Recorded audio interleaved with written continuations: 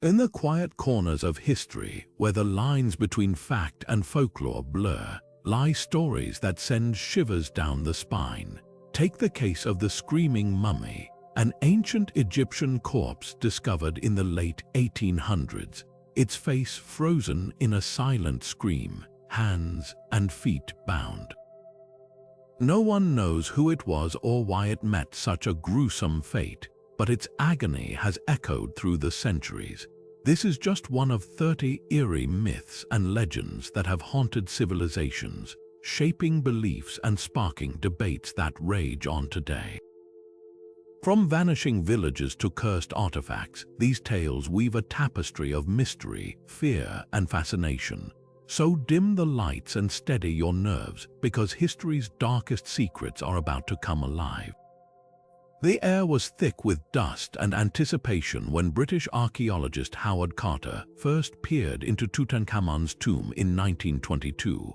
What he found inside would capture the world's imagination: golden treasures, intricate artifacts, and the untouched sarcophagus of the boy king himself.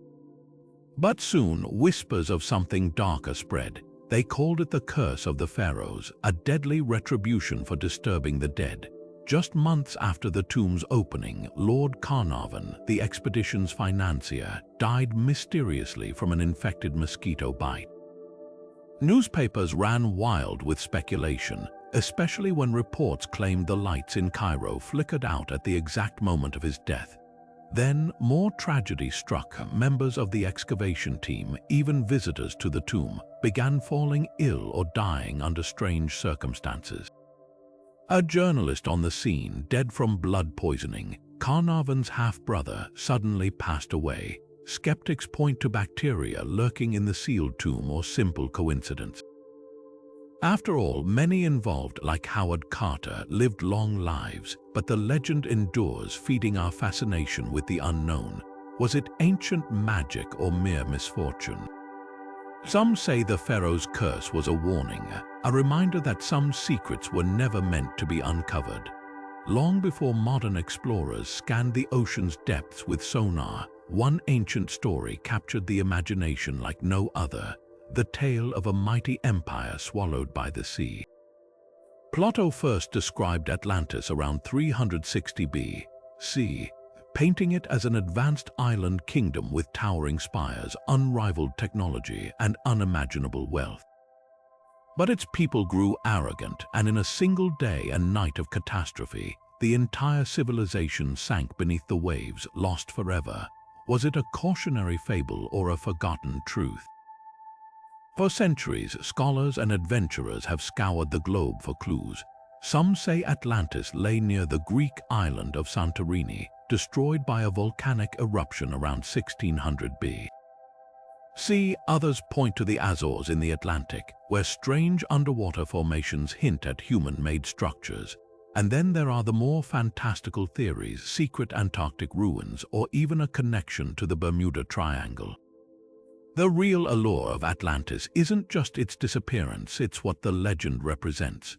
A warning about the dangers of unchecked power, a mystery that taunts us with the possibility of lost knowledge waiting to be rediscovered.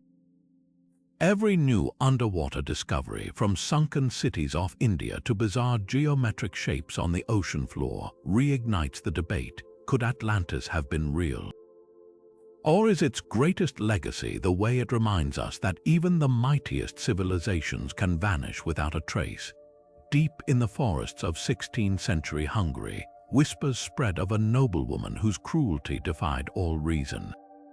Countess Elizabeth Báthory, one of Europe's wealthiest and most powerful women, stood accused of unthinkable atrocities, torturing and murdering hundreds of young girls, even bathing in their blood to preserve her fading beauty. But was she truly history's most prolific female serial killer, or a victim of dark political schemes? The rumors began in 1610, when investigators stormed her castle and allegedly found bodies hidden in cellars, witnesses speaking of girls drained of blood. Servants confessed under torture, describing horrors: Iron Maidens, starvation, and baths filled with victims' blood to keep the countess forever young. Yet historians note striking inconsistencies. The official death toll exaggerated, possibly inflated by rival nobles eager to seize her vast lands, and the infamous bloodbaths. No reliable evidence proves they happened. Elizabeth's trial was swift, conducted without a defense. King Matthias owed her family money. Some claim her downfall was convenient. Locked away until her death, her legend only grew, morphing into a cautionary tale about vanity and power. But the truth may be far more unsettling, not a monster, but a woman caught in a web of greed and superstition, her name forever stained by whispers too terrifying to ignore. Whether fact or fiction, her story forces us to ask, how much of history's darkness comes not from evil, but from those who rewrite it? In the fading light of the late 16th century, a group of English settlers arrived on the shores of what is now North Carolina, full of hope for a new beginning. But when a supply ship returned 3 years later in 1590, the entire colony of Roanoke had vanished. Over 100 men, women, and children gone without a trace. The only clue, the word CROATOAN carved into a wooden post and the letters CRO etched into a nearby tree. No bodies, no signs of struggle, just eerie silence where a bustling village once stood. Was it a desperate plea for help or a deliberate message? Some believe the settlers integrated with the CROATOAN tribe, a local Native American group, to survive harsh conditions. Others argue they were slaughtered in a conflict, their bodies hidden or carried away. More chilling still are theories of starvation, disease, or even a forced relocation by rival European powers. Modern science has tried to solve the mystery. Soil samples show unusually high levels of metals. Could it hint at a desperate attempt to forge weapons? DNA studies search for traces of European ancestry in native lineages, but the truth remains frustratingly out of reach. The lost colony endures as one of America's oldest and most haunting enigmas, a reminder that even in the age of exploration, the wilderness kept its secrets well. In the sweltering summer of 1518, the streets of Strasbourg became the stage for one of history's most baffling tragedies. It began with a single woman, Frau Trophia, stepping into the square and dancing wildly, her body moving against her will, without music, without rest. Within days, dozens more joined her, their limbs jerking uncontrollably as if possessed. By month's end, nearly 400 people were caught in the same frenzy, dancing until their feet bled, some collapsing from exhaustion or even heart failure. Authorities, desperate for answers, erected stages and hired musicians, believing the cure was to let the afflicted dance it out. Instead, the horror deepened. What could drive an entire town to dance itself to death? Some point to ergot poisoning, a fungus on rye bread that mimics hallucinogenic drugs, potentially triggering convulsions.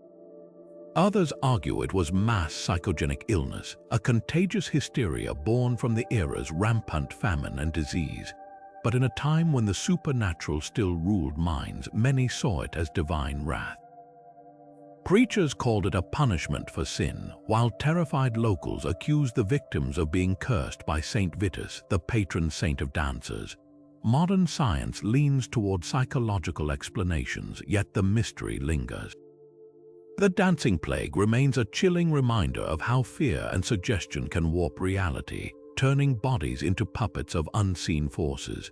Whether toxin, trauma, or something far stranger, Strasbourg's nightmare forces us to confront an unsettling truth. The human mind, under the right conditions, can unravel in ways we still don't fully understand. Hidden among the shelves of Yale University's Beinecke Library lies a book that has defied understanding for over 5 centuries. The Voynich manuscript, a crumbling relic from the early 1500s, is filled with looping, alien handwriting and bizarre illustrations, plants that don't exist, naked women bathing in neon green liquid, and astrological charts that align with no known system. Not a single word of its script has ever been deciphered, despite armies of cryptographers, linguists, and even wartime codebreakers attempting to crack its secrets. Some believe it's an elaborate medieval hoax crafted to swindle a wealthy patron with promises of hidden knowledge. Others argue it's written in a lost language or a complex cipher, waiting for the right key to unlock its mysteries. The most tantalizing theories that it's a manual for alchemy, a guide to forgotten herbal medicine, or something far stranger. A handful of researchers insist the writing resembles no human language at all, fueling wild speculation about extraterrestrial origins. Modern technology has only deepened the puzzle. Carbon dating confirms its age, while AI analysis suggests the text follows linguistic patterns, yet no translator can make sense of it. The Voynich manuscript refuses to surrender its secrets, standing as a testament to the limits of human knowledge. In a world where we've mapped genomes and probed distant galaxies, this fragile book reminds us that some riddles written in ink and time still taunt us from the shadows. In the backwoods of early 19th century Tennessee, something far darker than the wilderness itself took root in the Bell family home. What began as faint scratching on the walls soon erupted into full-blown terror. A disembodied voice that hurled insults, pulled hair, and even sang hymns in the dead of night. The Bell Witch haunting wasn't just another ghost story. It was a poltergeist case so vicious it allegedly claimed a man's life. John Bell, a respected farmer, first noticed the disturbances in 1815. But as whispers of the haunting spread, so did its cruelty. Blankets were yanked off sleeping children, invisible hands slapped faces, and the entity, calling itself Kate, recited conversations the Bells had held miles away. Then came the poison. John Bell began suffering seizures, collapsing after finding a mysterious dark liquid in his vial. The day he died, the witch cackled through the house, celebrating his demise. Even Andrew Jackson, the future president, reportedly encountered the spirit firsthand. His men's wagons froze in place overnight, and a voice growled, "I'll see you all dead before sunrise." Jackson later called it the most malicious spirit I've ever known. Was it a vengeful spirit, as legends claim? Skeptics suggest mass hysteria or even a long-con revenge plot by a neighbor. Yet modern paranormal investigators still flock to Adams, Tennessee, where the Bell Witch Cave draws visitors hoping to capture her voice on recorders. Some EVPs whisper threats while others sing fragments of those same eerie hymns. Whether supernatural or something far more human, the Bell Witch's legacy endures, a reminder that even in an age of reason, some shadows refuse to stay quiet.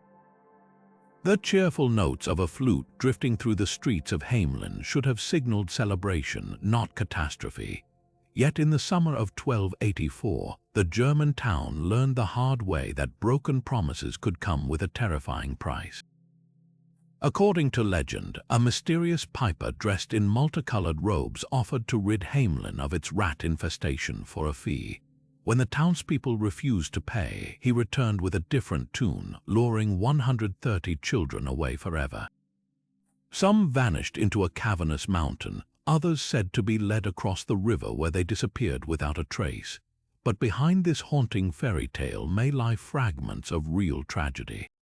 Historians note that Hamelin's records from the era mention a sudden loss of children, though the cause remains debated.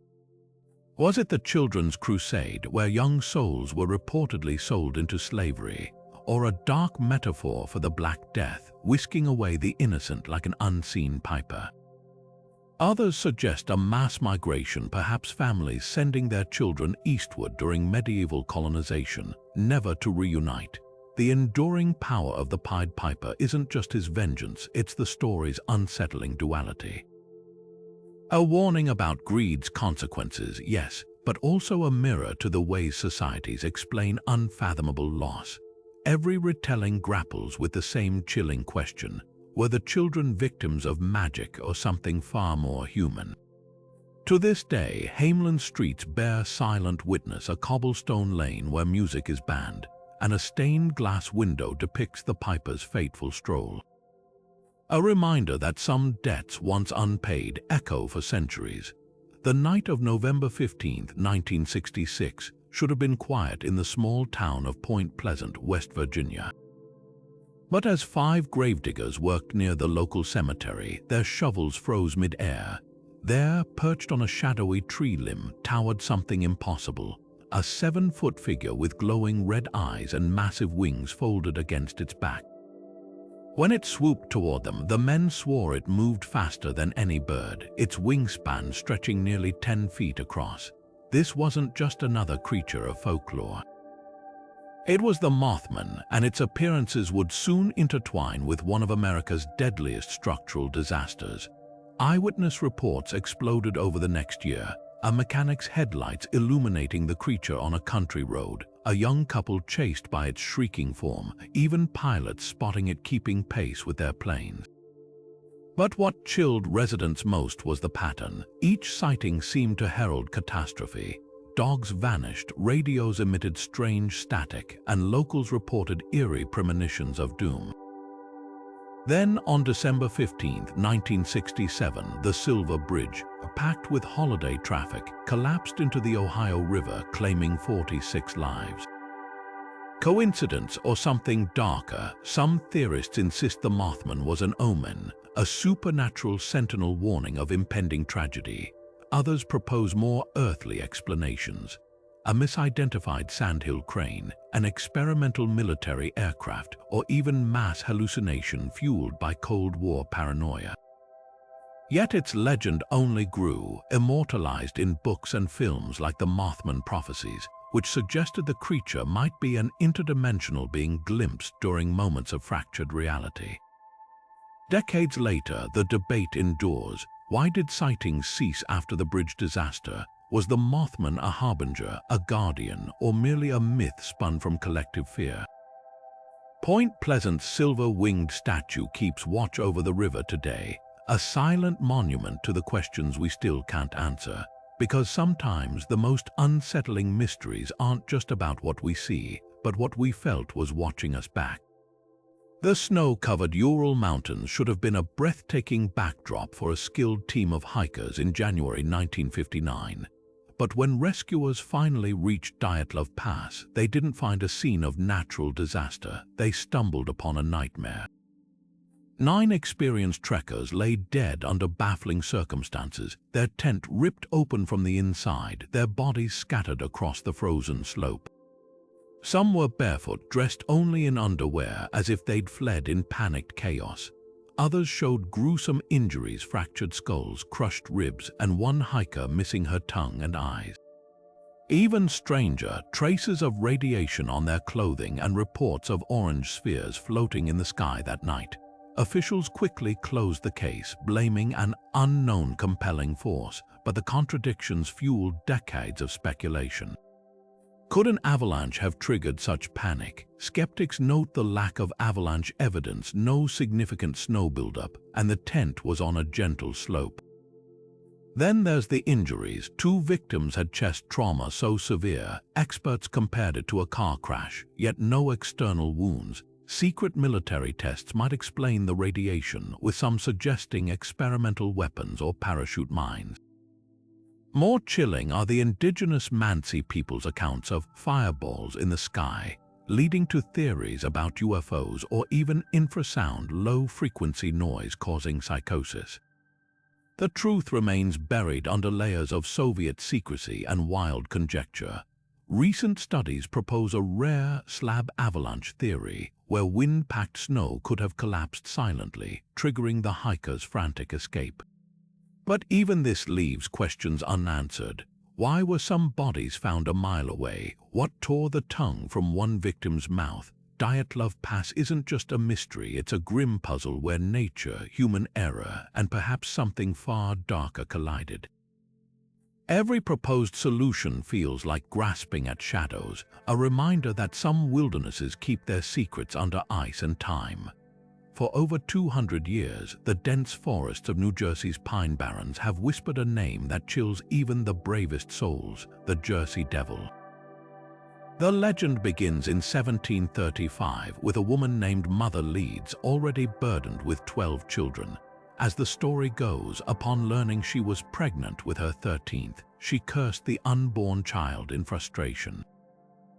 What came next was no ordinary birth. That stormy night, the baby twisted into something monstrous, a creature with leathery wings, a horse's head, cloven hooves, and a blood-curdling scream.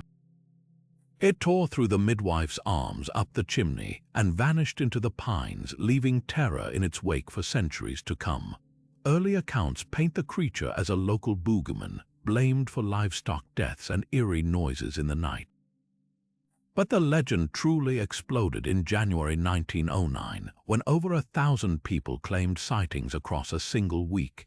Teachers, police officers, even a future U.S. congressman described the same unholy beast soaring over rooftops, leaving 3-toed footprints in the snow and screeching like something not of this earth. Newspapers ran wild, printing breathless headlines of the winged horror and Satan's spawn. Even the Philadelphia Zoo offered a $10,000 reward for its capture. Skeptics have their theories. Was it a misidentified sandhill crane, its crimson forehead mistaken for glowing eyes? Could mass hysteria have warped simple animal encounters into something supernatural?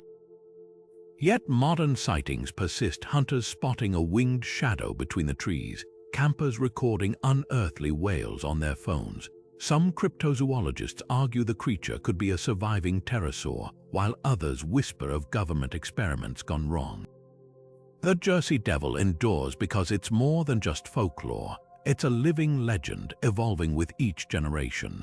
Whether a cautionary tale about curses or something still lurking in those shadowy woods, one thing's certain.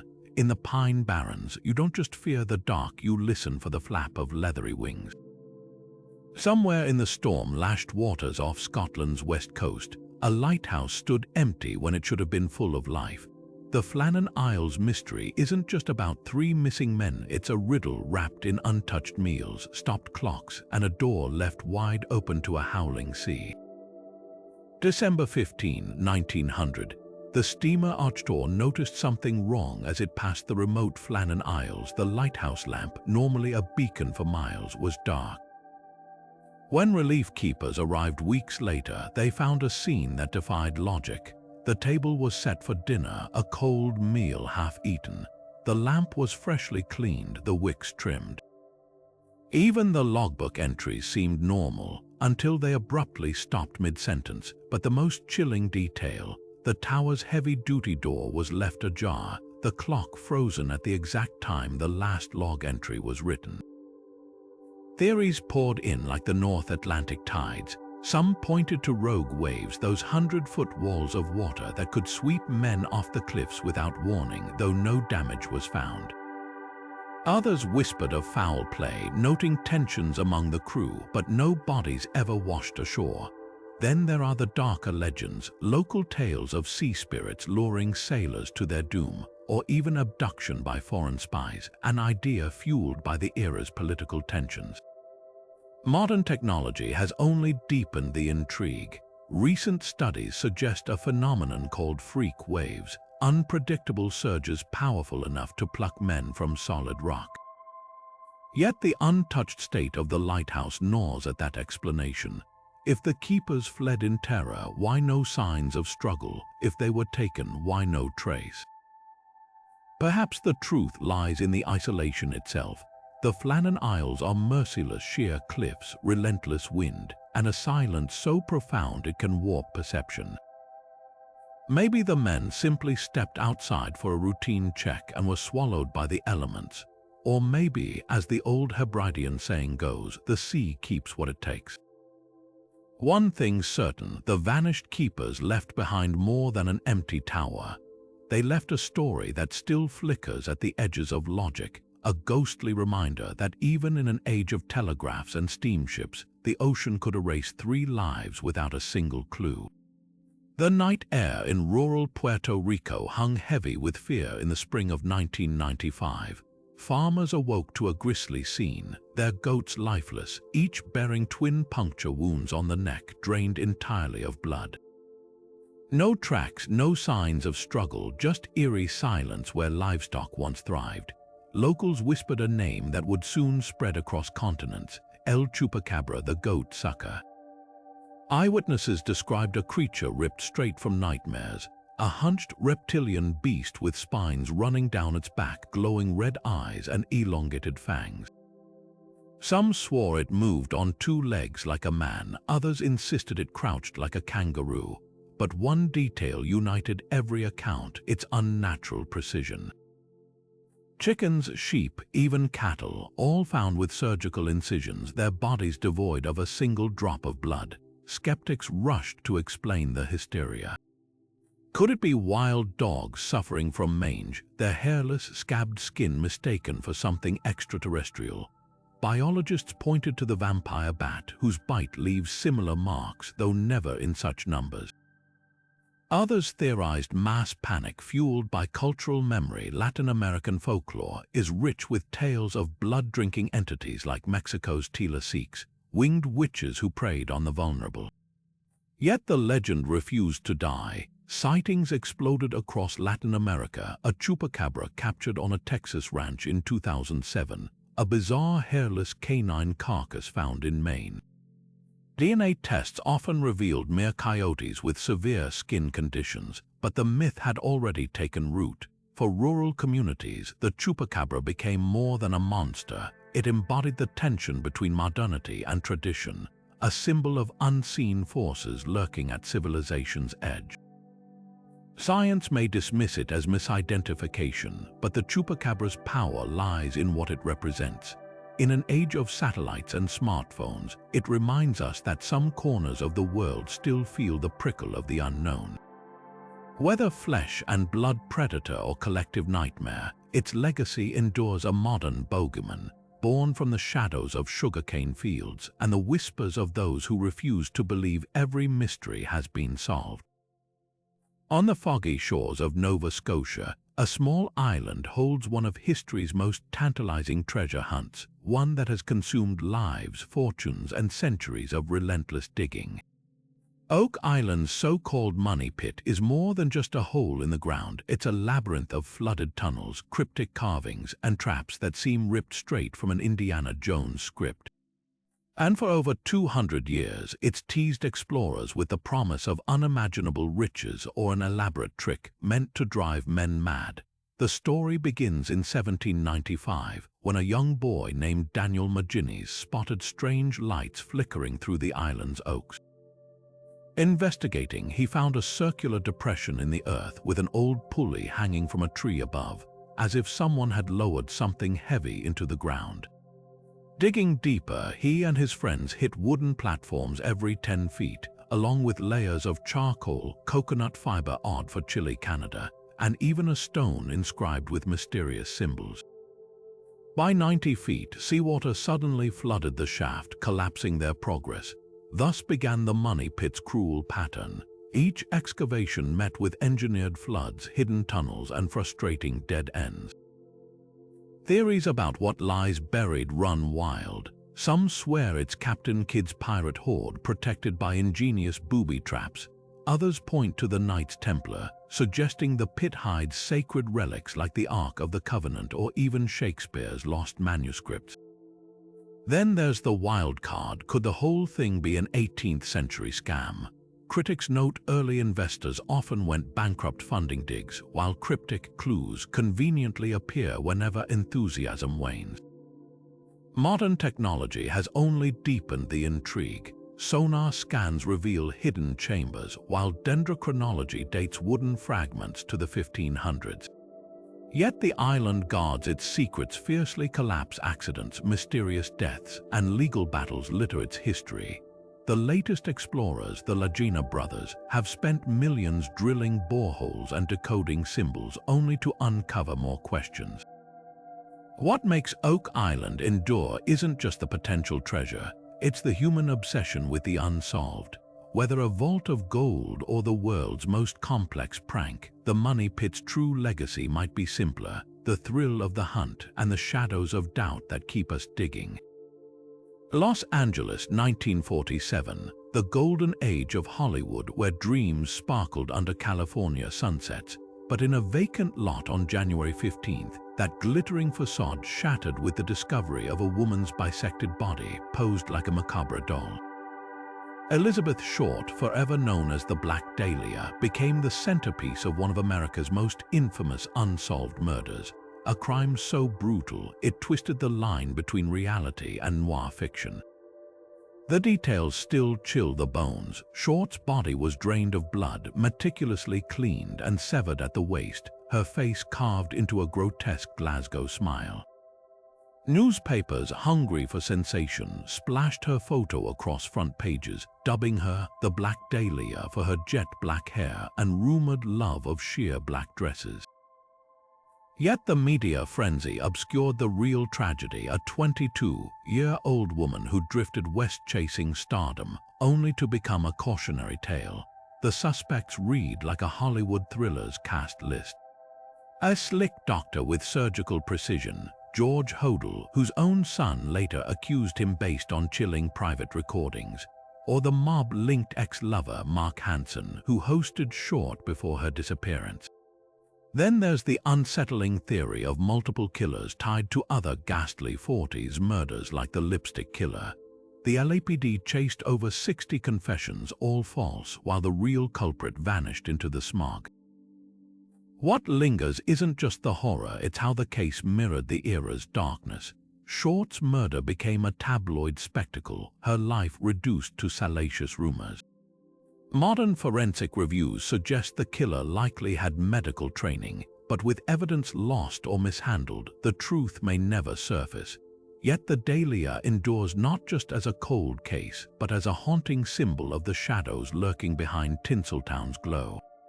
A reminder that some mysteries refuse to fade, no matter how many decades pass under the relentless LA sun. In the high desert of northern New Mexico, beneath the dazzling turquoise skies of Taos, an unsettling phenomenon hums through the air, literally. Since the early 1990s, residents began reporting a persistent, low-frequency noise, like a distant diesel engine idling forever. They called it the Taos Hum, and for those who hear it, the sound never fades, a relentless vibration that seeps into walls, rattles nerves, and even follows them when they leave town. Scientists scrambled to explain the mystery. Initial tests ruled out obvious sources: no nearby factories, no hidden power plants, no geological vibrations. Some researchers pointed to tinnitus, a condition causing phantom ringing in the ears, but that didn't explain why only 2% of Taos's population reported the noise, or why so many described the exact same frequency. Then came the theories of secret military projects, subterranean bases, or experimental aircraft emitting infrasound, frequencies too low for most humans to detect. Could this be collateral damage from classified technology? The psychological toll deepened the intrigue. Those who heard the hum reported insomnia, dizziness, and a creeping sense of isolation. "It's like your brain won't shut off," one local confessed. Others insisted the sound pulsed in sync with their heartbeat, blurring the line between external and internal. When the national laboratories in nearby Albuquerque failed to pinpoint a source, frustration grew. Was the hum a natural anomaly, a manufactured experiment, or something even stranger, a collective auditory hallucination triggered by the desert's vast, silent expanse? Decades later, the Taos Hum remains unresolved, a sonic ghost haunting the high desert. For some, it's a curiosity; for others, a nightly torment. Whether science or secrecy holds the answer, one thing's certain: in a world where we've mapped the ocean floor and the human genome, there are still frequencies humming just beyond our understanding. And in Taos, they're listening. Throughout the Middle Ages, a haunting figure emerged in European folklore, a man said to wander the earth, ageless and weary, paying for a single moment of cruelty. The legend of the Wandering Jew tells of a shoemaker named Ahasuerus who mocked Jesus as he carried the cross to Calvary. In response, Christ delivered a chilling curse: "You shall wander until I return." From that moment, the man could neither die nor rest, doomed to walk the world for centuries, witnessing empires rise and fall while never finding peace. But peel back the layers, and this tale reveals something far darker. By the 1300s, the story had spread across Christendom, often twisted into a tool for anti-Semitic propaganda. The Wandering Jew became a symbolic scapegoat, his eternal punishment framing Jewish people as collectively guilty for Christ's crucifixion. Medieval art depicted him ragged and hollow-eyed, a warning to those who rejected Christianity. Yet the legend also took on unexpected life in literature. Romantic-era writers reimagined him not as a villain, but as a tragic figure. Percy Bysshe Shelley cast him as a brooding observer of human suffering in his poem The Wandering Jew, while Jorge Luis Borges later wove him into labyrinthine stories of immortality's torment. Even Mark Twain encountered the myth during his travels, joking in Innocents Abroad about meeting the weary wanderer in Jerusalem. What makes this legend endure isn't just its supernatural hook, it's how it mirrors society's fears and prejudices. For some, The Wandering Jew was a cautionary tale about faith. For others, a grotesque caricature weaponized against a persecuted minority. Today, scholars debate whether the story's roots lie in older myths of eternal wanderers like Cain or the Flying Dutchman. But one thing's certain, this cursed figure still walks through our collective imagination, a ghostly reminder of how folklore can both reflect and distort the human experience. In the quiet fields of 12th century Suffolk, villagers stumbled upon a sight that would baffle historians for centuries. Two children, brother and sister, with skin the color of moss, cowering near a wolf pit. Their clothes were strange, woven from unfamiliar materials, and their speech was a jumble of sounds no one could decipher, but the most shocking detail. Every morsel of food they touched turned to ash in their mouths, until they tasted raw broad beans, the only sustenance they'd accept. Local nobles took them in, baptizing the boy and girl before the younger sibling succumbed to illness. The surviving sister eventually learned English, revealing fragments of their origin. They came from a place called St. Martin's Land, where the sun never rose and all was bathed in perpetual twilight. Some say they described falling into a cavernous tunnel, emerging dazed into the blinding English sun. Scholars still debate what or who the green children truly were. One theory suggests they were Flemish orphans, their skin discolored by malnutrition or arsenic poisoning, their language a dialect lost to persecution. Others propose they were victims of human trafficking, disoriented and malnourished after escaping captivity. But the wildest interpretation, that they weren't of this world at all, their green hue, aversion to conventional food, and tales of a sunless homeland fueling speculation of otherworldly visitors centuries before the UFO era. Perhaps the truth lies somewhere between folklore and forgotten history. The Green Children's story endures not just for its mystery, but for what it reveals about medieval minds grappling with the unknown. Were they refugees, aliens, or mere symbols of nature's strangeness? Woolpit's enigma remains, a verdant stain on the tapestry of England's past, reminding us that some mysteries bloom brightest in the borderlands between fact and legend. A fresh blanket of snow covered the English countryside around Devon one February morning in 1855, but what villagers discovered as they stepped outside was no ordinary winter scene. Stretching for miles across rooftops, frozen rivers, and even through walled gardens, a single trail of hoofprints marched relentlessly through the pre-dawn silence. Each mark was precise, cloven like a devil's foot, burning itself into local legend as the night the devil himself walked through Devon. Eyewitnesses described the prints as perfectly formed, measuring roughly 4 inches long, with a stride impossible for any known animal. They scaled 15-foot walls without disturbing the snow above or below, crossed beneath pipes too narrow for a creature to pass, and even appeared atop freshly locked sheds. Towns from Topsham to Dawlish reported the same eerie trail, as if some unholy visitor had strode straight through solid obstacles. Panic spread like wildfire. Churches held emergency sermons, farmers refused to let children outside, and newspapers splashed theories ranging from escaped kangaroos to divine omens. Scientists then and now scramble for rational explanations. Some suggest hopping rodents like wood mice, their tracks melted into elongated shapes by morning sun. Others point to experimental hot air balloon tethers dragging equipment across the landscape, but none explain the print's uniformity or impossible path. Meteorologists propose a rare atmospheric phenomenon called hoar frost, where ice crystals could form in staggered patterns. Yet even these theories crumble under scrutiny, failing to account for the print's reported heat, with steam allegedly rising from them at dawn. The supernatural camp whispers of darker possibilities. Local folklore speaks of the Ostara incident, a pagan legend where a horned god's winter stride marks the coming of famine. Others tie it to the year's cholera outbreak, viewing the prince as a harbinger of death. Modern paranormal researchers note Devon's history of ley lines said to channel unseen energy, wondering if the trail followed some invisible fault between worlds. What lingers isn't just the mystery of the marks, it's how perfectly they expose the human psyche. Faced with the unexplainable, we claw for logic, yet secretly thrill at the idea that something beyond our understanding might leave its footprints in the snow. Whether trick of nature or something far older, the Devil's Trail remains a masterclass in doubt, a fleeting glimpse of the line between fact and fear frozen in time. What if nearly 3 centuries of history never actually happened?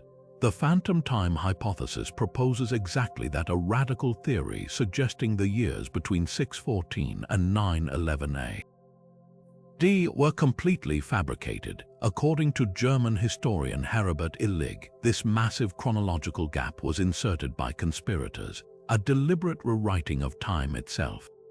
But how could such an audacious claim hold any weight? Supporters point to puzzling inconsistencies. Architectural styles from the so-called Dark Ages show suspicious continuities, as if no true evolution occurred over those 3 missing centuries. The Gregorian calendar reform in 1582 reportedly required an 11-day correction, yet mathematically, it should have been 13, a discrepancy some argue hints at phantom years. Even Charlemagne's reign raises eyebrows. His empire's rapid cultural flourishing seems almost implausibly advanced for the era. Could his legend have been artificially stretched to fill the fabricated timeline? Mainstream historians dismiss the theory outright, citing meticulous records from China and the Islamic world that align perfectly with European chronology. Dendrochronology, tree ring dating, also shows unbroken environmental records spanning the alleged phantom period. But the hypothesis endures, fueled by deeper questions about how history is constructed. If power relies on controlling narratives, who's to say time itself hasn't been weaponized? Perhaps the most fascinating aspect isn't whether the theory is true, but why it resonates. In an age of misinformation, the phantom time hypothesis taps into our collective unease about institutional trust. It challenges us to ask how much of the past is fact and how much is simply the story we've agreed to tell. Whether a scholarly blunder or a conspiracy for the ages, it's a reminder that history, like time, is far more malleable than we might think. High in the Himalayas, Tibetan monks whisper of a power so potent it blurs the line between mind and matter, the ability to conjure living beings from sheer will. This is the ancient practice of tulpa creation, where concentrated thought and meditation mold energy into physical form. Perhaps no story illustrates this better than French explorer Alexandra David Neil's chilling account from the 1920s. After months of disciplined visualization in the mountains, she allegedly manifested a jovial monk, a being so real, locals could see and interact with him. But as her focus wavered, so did the tulpa's demeanor. The once friendly figure grew sinister, its smile twisting into something unnatural. Only by dissolving her mental creation, a process as arduous as its birth, did the phantom finally vanish. Fast forward to the digital age, and the tulpa concept takes a darker turn in modern folklore. Take Slender Man, the faceless, elongated nightmare of internet fame. Born from a Photoshop contest in 2009, this entity quickly escaped its digital origins. Countless forums detailed encounters, while some individuals even claimed to have consciously manifested him through tulpa-like techniques. The boundary between fiction and belief shattered in 2014, when two young girls attempted to prove his reality through violence.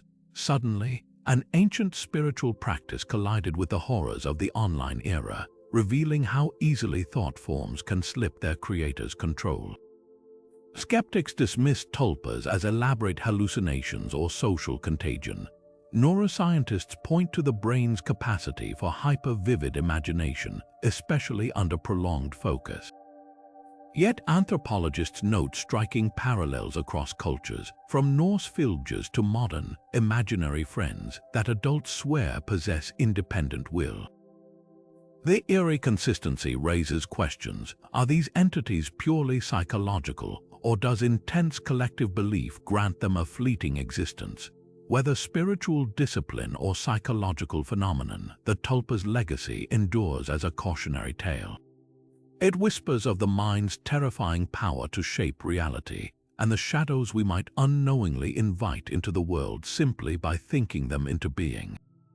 After all, if a monk's meditation or a teenager's obsession can breathe life into the unimaginable, what else might be lurking in the corners of human consciousness? In the rolling hills of 18th-century France, a nightmare stalked the countryside, a predator so ruthless it left even King Louis Roman XV scrambling for answers. Between 1764 and 1767, the quiet province of Gévaudan became a hunting ground for something far worse than any ordinary wolf. Over 100 men, women, and children met gruesome ends, their throats torn out, limbs severed, bodies often partially devoured. Witnesses described a beast unlike any natural animal, massive, with a wolf-like head but a chest as broad as a bull's, reddish fur streaked with dark stripes, and an uncanny ability to evade traps and bullets. Officials initially dismissed the reports as peasant hysteria until the attacks grew too horrifying to ignore. Entire villages barricaded themselves indoors at night, armed with pitchforks and crucifixes. When local hunters failed, the king dispatched his best marksmen, only for the creature to vanish into the mist like a phantom. Then came the legends. Some swore it was no animal at all, but a werewolf morphing between human and beast. Others whispered of an escaped exotic hybrid, a monstrous crossbreed exported from some far-off colony. The truth, when it finally came, was almost as strange. In 1767, a lone hunter named Jean Chastel delivered the killing shot with a silver bullet, no less. The beast's body was paraded before terrified crowds, then hastily buried, its remains lost to time. Some historians argue it was an unusually large wolf or even a rabid lioness from a noble's private menagerie. But darker theories persist. The attacks coincided with a notorious local serial killer, Antoine de Bouton, who allegedly trained animals to maul victims, muddying the waters between man and monster. What lingers isn't just the mystery of the beast's identity, it's how seamlessly folklore and fact intertwined under the weight of terror. Gévaudan's nightmare forced a pre-industrial society to confront the limits of their understanding, blurring the line between predator and myth. Even today, the question remains, was this the work of nature, madness, or something far older, lurking in the shadows of France's deepest forests? On a calm December morning in 1872, the merchant brig Mary Celeste was spotted drifting silently near the Azores, her sails half shredded, her lifeboat missing, and not a single soul aboard. The crew of the Dei Gratia, who discovered her, expected chaos or signs of struggle. Instead, they found a ghost ship in the most unsettling sense, charts neatly stowed, the crew's belongings still in their quarters, even breakfast dishes left untouched as if frozen mid-meal. Only one thing was amiss: over 1,700 barrels of alcohol in the hold, all intact, yet the ship's log ended abruptly 9 days earlier. Theories spiral like a storm around this enigma. Some point to the alcohol cargo, industrial-grade ethanol, which could have leaked fumes, triggering panic. A sudden explosion risk might have sent the crew scrambling into the lifeboat, only to be lost at sea when the feared blast never came. Others suggest piracy, though nothing was stolen, not even the gold coins in the captain's desk. Then there's the wilder speculation: waterspouts, sea monsters, even alien abductions. Even Arthur Conan Doyle, years before creating Sherlock Holmes, couldn't resist spinning a fictional tale of mutiny and murder around the incident. Modern investigations lean toward human error magnified by fear. Naval records reveal the Mary Celeste's pumps were disassembled upon discovery, hinting the crew might have abandoned ship after misreading rising water in the bilge as a catastrophic leak. Combine that with the volatile alcohol vapors and you have a recipe for tragic overreaction. Yet the absence of bodies or a lifeboat washes away definitive proof. What lingers isn't just the mystery, it's how the Mary Celeste became a blank canvas for our darkest maritime fears. A ship doesn't need ghosts to haunt us. Sometimes the sheer weight of the unknown is enough. Whether succumbed to natural panic or something far stranger, her empty decks remain a warning. The sea keeps its secrets best when it leaves no one behind to tell them. In the dim corners of medieval Europe, few sights struck terror into the hearts of villagers like the Rat King, a writhing mass of rodents fused together by their own tangled tails, moving as one grotesque entity. These unnatural conglomerates weren't just the stuff of nightmare fuel.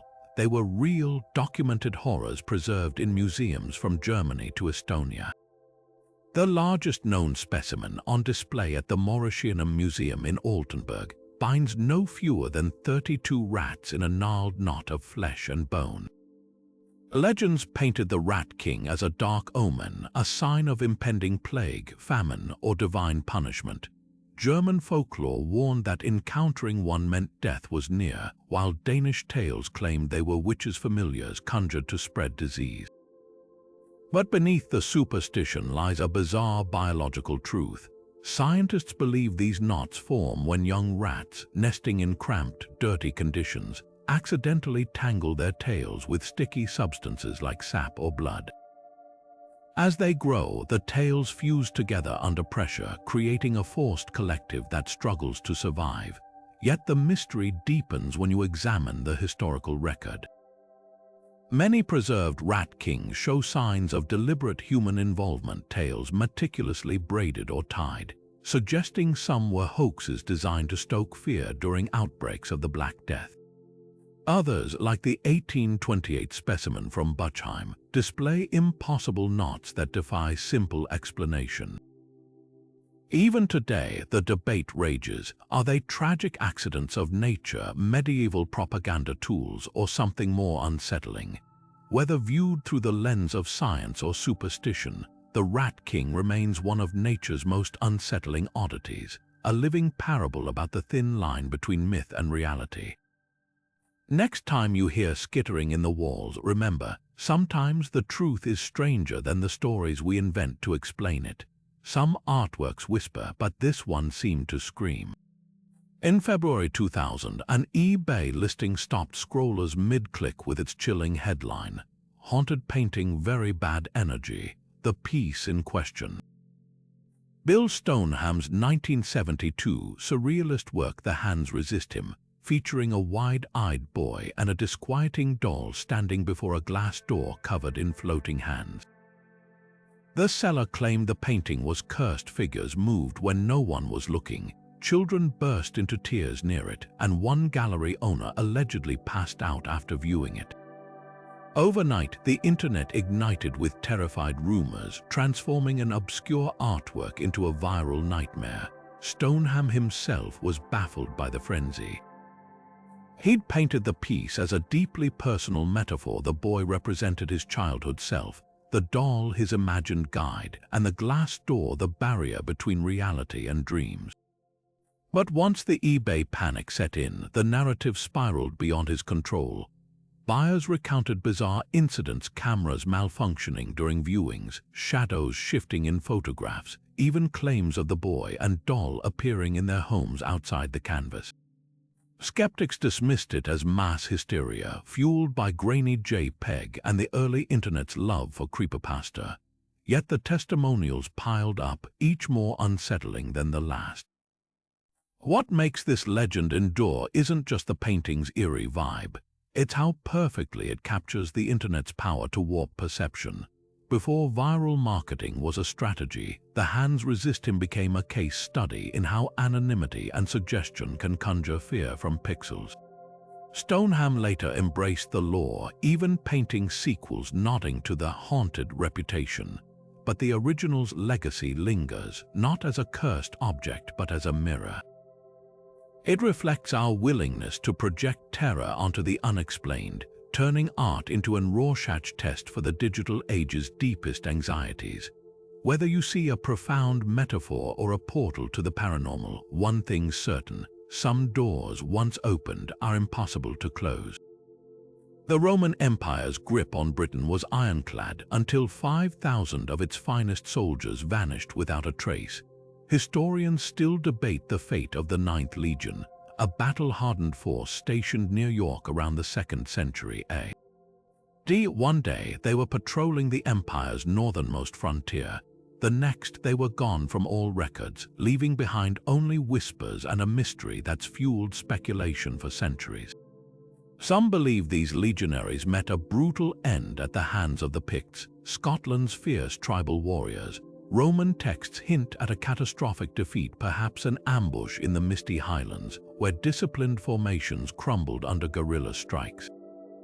Archaeologists have uncovered remnants of Roman armor in Caledonia, damaged in ways that suggest violent conflict. Could the 9th have marched into a slaughter, their bodies left to the Moors?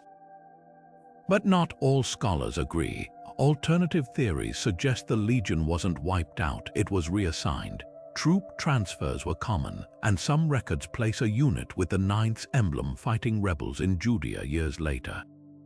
Others propose mass desertion, a mutiny against Rome's brutal campaigns. After all, the damp, hostile terrain of Britain was a far cry from the Mediterranean's warmth, and loyalty had its limits when survival was at stake. The truth may be lost to time, but the legend persists, echoing in pop culture from novels to films. Whether the 9th fell to Pictish steel, abandoned their posts, or simply faded into the Empire's vast bureaucracy, their disappearance serves as a haunting reminder. Even the mightiest forces can dissolve into history's shadows, leaving only questions behind. In the gaslit streets of Victorian London, fear took on a terrifying new form, one that could leap rooftops in a single bound and spit blue flames into the night. Between 1837 and 1838, dozens of people reported encounters with Spring-Heeled Jack, a nightmare figure clad in a tight-fitting oilskin suit with clawed hands and eyes that resembled red balls of fire. His modus operandi, ambushing lone pedestrians, often women, with inhuman jumps that defied physics before vanishing into the fog with a mocking laugh. Eyewitness accounts painted a picture torn straight from Gothic horror. Servant girl Mary Stevens described being pounced on near Clapham Common, the creature's icy fingers tearing at her clothes. A group of soldiers stationed at Waterloo Barracks swore he scaled a wall like a spider, eluding their musket fire.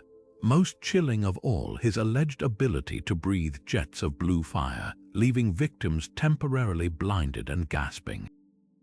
Newspapers ate up the hysteria, dubbing him the Terror of London, while authorities scrambled to explain the phenomenon. Was this a deranged aristocrat, perhaps the Marquess of Waterford, known for cruel pranks, or something far stranger? Skeptics point to mass panic fueled by urban legends and sensational press. The era's fascination with science and the supernatural created fertile ground for collective delusion. Yet some details resist easy dismissal. Multiple unrelated witnesses described identical details: the metallic claws, the phosphorescent breath, the unnerving gymnastic agility. Could it have been an early experiment with primitive flame-throwing devices or spring-loaded boots gone rogue? Folklorists even speculate about parallels to later superhero myths, asking if spring-heeled Jack was a twisted prototype for figures like Batman or Jack the Ripper's more theatrical cousin. What lingers isn't just the mystery of his identity, it's how vividly this episode captures the anxieties of a society straddling superstition and modernity. In shadowy alleyways where gas lamps flickered and progress clashed with primal fear, spring-heeled Jack became more than a man. He was a living embodiment of the unknown, leaping clear over the boundary between fact and folklore and leaving behind footprints too strange to forget. Beneath the turquoise waves off Japan's Yonaguni Island, a colossal structure rises from the ocean floor, a towering formation of sharp angles and flat terraces that look uncannily like the ruins of an ancient city. Discovered in the mid-1980s by a local diver, the Yonaguni Monument has fueled one of archaeology's fiercest debates. Are we gazing at nature's handiwork or the remnants of a civilization swallowed by the sea? Proponents of the man-made theory point to the monument's striking features. Massive stone blocks form near-perfect right angles, while staircases and what appear to be carved pillars suggest deliberate design. Marine geologist Masaki Kimura argues these formations align with known megalithic structures worldwide, even identifying what he believes are ceremonial plazas and a stepped pyramid. If human-made, the site could date back over 10,000 years long before any known civilization capable of such construction. But skeptics, including geologist Robert Schoch, counter that nature is more than capable of creating such illusions. The region sits in an earthquake-prone zone where seismic activity can fracture sandstone into clean, geometric lines. Ocean currents, too, have eroded the rock over millennia, potentially sculpting its stepped appearance. Unlike clearly man-made ruins, Yonaguni lacks definitive artifacts, no pottery, tools, or inscriptions to prove human involvement. The mystery deepens when considering sea level changes. During the last ice age, Yonaguni was above water, leading some to speculate it could have been inhabited. Yet without irrefutable evidence of human alteration, the line between natural wonder and lost city remains tantalizingly blurred. Dive teams continue to survey the site, hoping to uncover a smoking gun, a tool mark, an engraving, anything to settle the debate. For now, the Yonaguni Monument stands as a Rorschach test of history.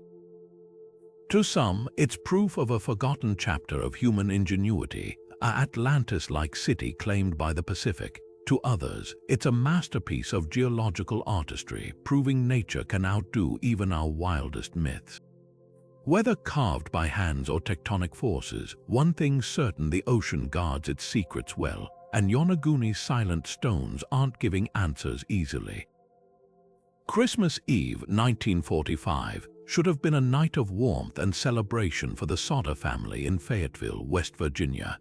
But as flames engulfed their home just after midnight, an unimaginable horror unfolded. 5 of their 10 children, ranging in age from 5 to 14, simply vanished without a trace.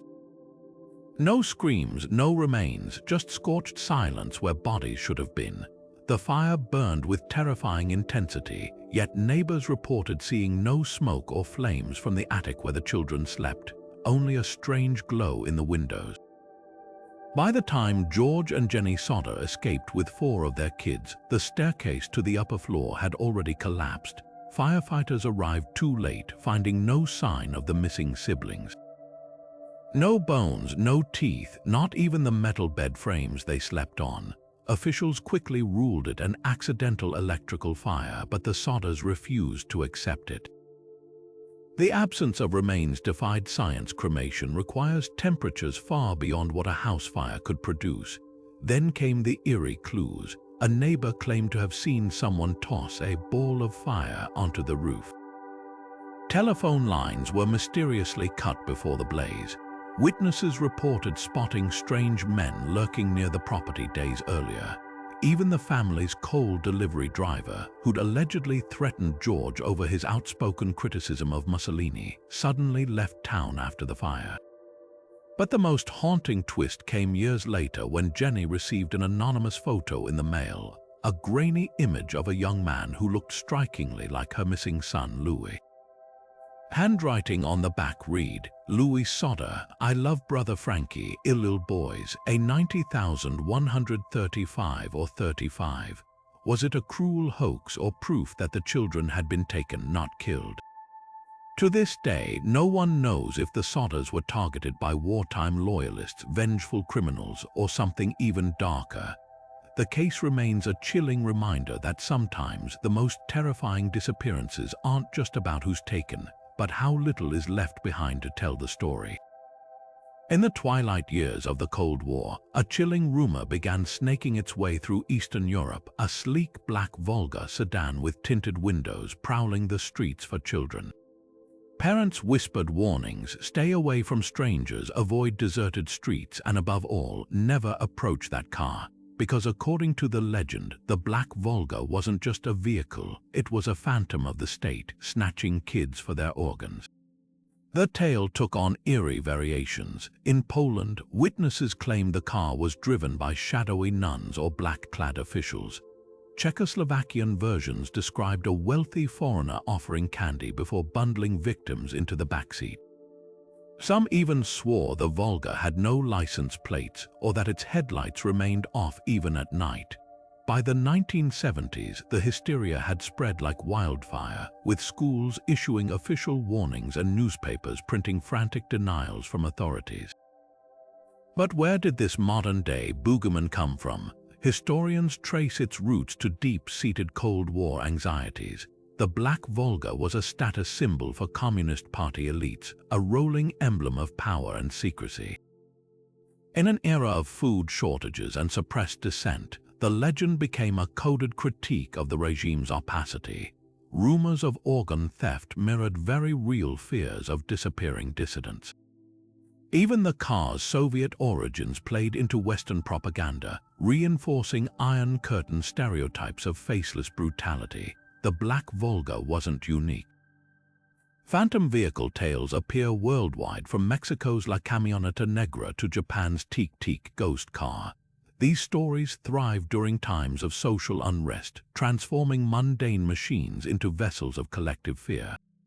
Psychologists call it legend tripping, where societies process trauma through shared folklore.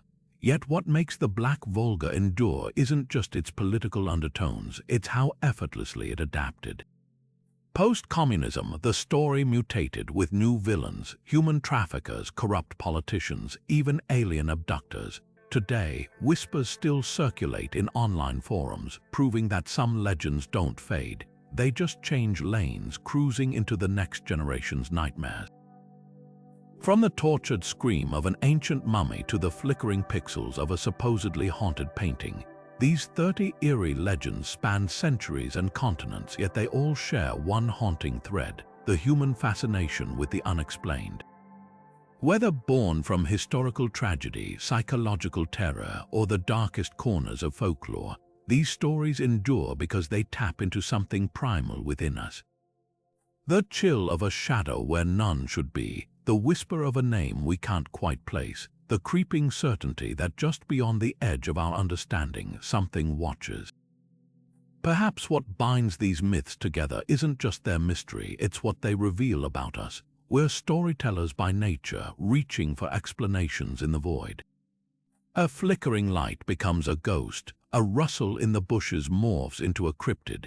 Even in our age of science and satellites, we still crave the thrill of the unsolved, the weight of a question mark hanging in the air.